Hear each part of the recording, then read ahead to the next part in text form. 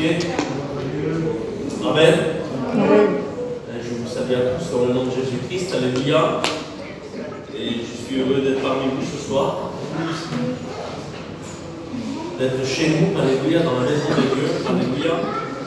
C'est là où il y a la présence du Seigneur. Amen. Alléluia. Lorsque nous rentrons dans ce lieu, nous venons avec Jésus. L'église, c'est nous. Amen. Ce n'est pas ces murs, c'est nous. Alléluia. Ça fait partie, mais l'église, c'est nous. Si l'église n'est pas là, ça reste des murs.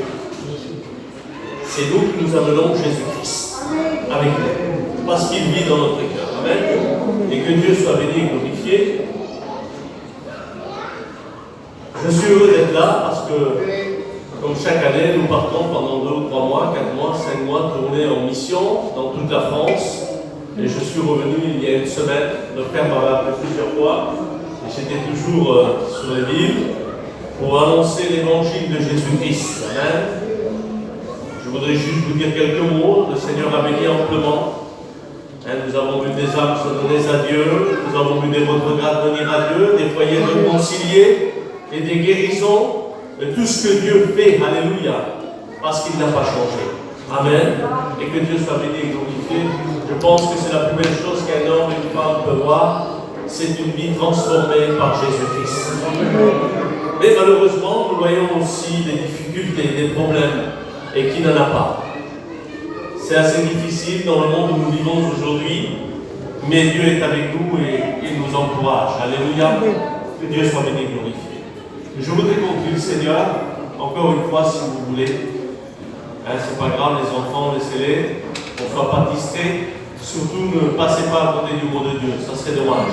Alléluia. Je voudrais qu'on prie le Seigneur encore une fois. Lorsque je lisais la parole de Dieu et je regardais autour de moi, j'étais un soir en train de méditer la parole du Seigneur. Nous étions en mission, tout allait bien. Un grand chapitre 12, une belle place, pelouse, bon stade, tout allait. C'était formidable. Je disais merci Seigneur pour nous avoir donné cette belle place. Ce chapiteau qui est planté où l'évangile va être annoncé. Et pendant quelques jours comme cela, je me levais, je visitais les personnes. Et à un moment donné, lorsque je regardais autour de moi, Dieu me parlait. Et puis ça parlait dans mon cœur et ça me disait regarde autour de toi. Et je disais oui Seigneur, je vois une belle place, beaucoup de caravanes, un chapiteau, et la parole est annoncée. Il me disait, regarde. Et je regardais attentivement, et sous le chapiteau, nous devions être à peu près qu'une vingtaine, alors qu'il y avait plus de 100 caravanes. Et Dieu me faisait comprendre que les gens aujourd'hui sont pris par ce monde. Ce dont nous parlions tout à l'heure avec le frère, ils sont là sans être là. Ils sont inquiets pour le lendemain, afin d'amasser davantage, plus pour leur vie que pour Dieu. Et c'est ce que Dieu me faisait comprendre. Et malheureusement, c'est ce que nous vivons aujourd'hui. Je ne sais pas comment tu es devant Dieu et quelle est ta vie, mais Dieu, lui, la connaît. On peut cacher à des hommes, on peut cacher à des femmes, on peut cacher à notre frère, à notre sœur, mais à Dieu, on ne peut rien cacher. Il connaît dans l'état où tu es et ce que tu fais réellement pour lui. Et ce que je voudrais te faire comprendre ce soir avec la grâce de Dieu, c'est que la vie d'un homme est fragile sur cette terre.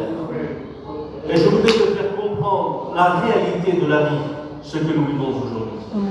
Parce que réellement, il semblerait que l'ennemi de notre âme, parce que Dieu a mis la pensée de l'éternité dans le cœur de l'homme et de la femme. Mais il semblerait qu'aujourd'hui, l'homme ne voit pas plus loin, excusez-moi, que son nez. Il s'arrête là. Il s'arrête à son foyer, il s'arrête à son bien-être, il s'arrête à ce qu'il a et à amasser davantage. Et c'est un danger. Dieu n'est pas contre, bien sûr, mais il ne faut pas que ça prenne la place de Dieu dans notre vie. Parce que comme le frère l'a dit, plus qu'avant, mes amis, mes frères et sœurs, et mon ami qui est ici peut-être, qui ne connaît pas encore Jésus, qui ne l'a pas accepté, plus qu'avant, Christ est à la porte. Réellement, il va venir chercher ses enfants. Et il y a des personnes qui pensent avoir du temps devant eux, de pouvoir accepter Jésus, changer de vie. Laisse-moi te dire que tu te trompes toi-même par tes fausses raisonnements. Tu n'as plus le temps. Tu n'as plus le temps de regarder à toi-même. Il ne faut pas être déréglé, hein. Attention.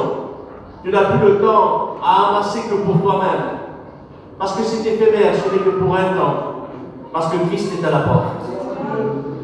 La Bible dit, à un moment donné, la Bible nous enseigne que là où sera ton cœur, alors sera ton trésor.